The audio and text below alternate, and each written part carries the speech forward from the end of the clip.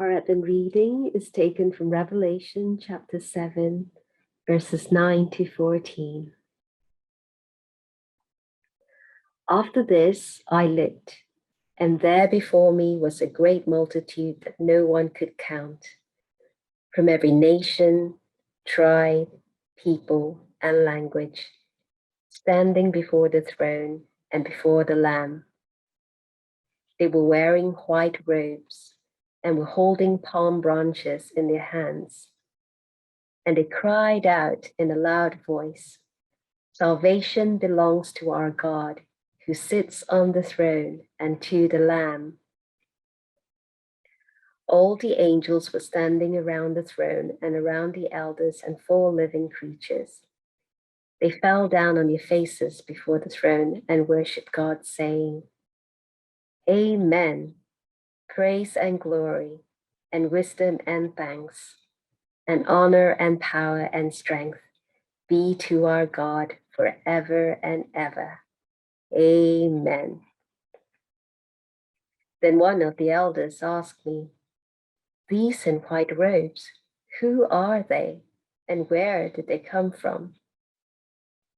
I answered, "Sir, you know." And he said, "These are they who have come out of the great tribulation.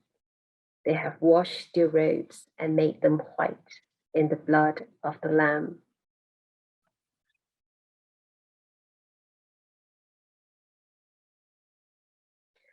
Almost 2 years ago, before the pandemic started, my mother passed away. It was the shortest day of the year. Within a couple of weeks, a bachelor uncle also passed away. My mom and my uncle's life were very different. My mom was a wife, mother, homemaker, and for a time, the breadwinner in our family. My uncle was an itinerant evangelist with uncertain income.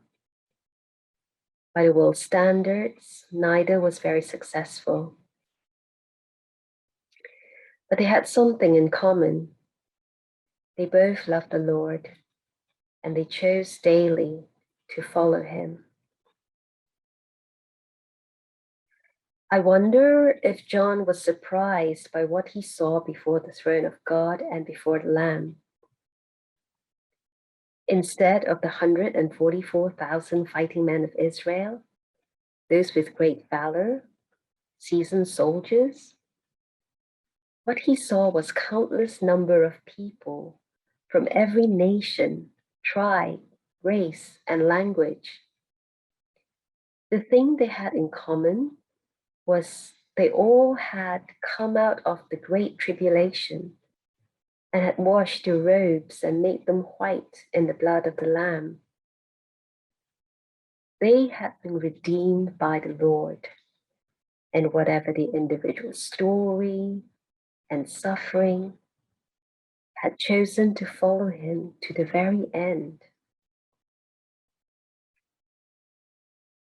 As I remember my mother and uncle and all those who have gone before us,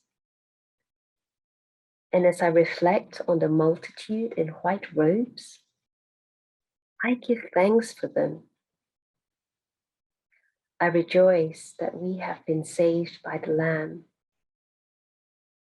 And I'm encouraged that we are simply called to follow him one day at a time, and sometimes to just stand.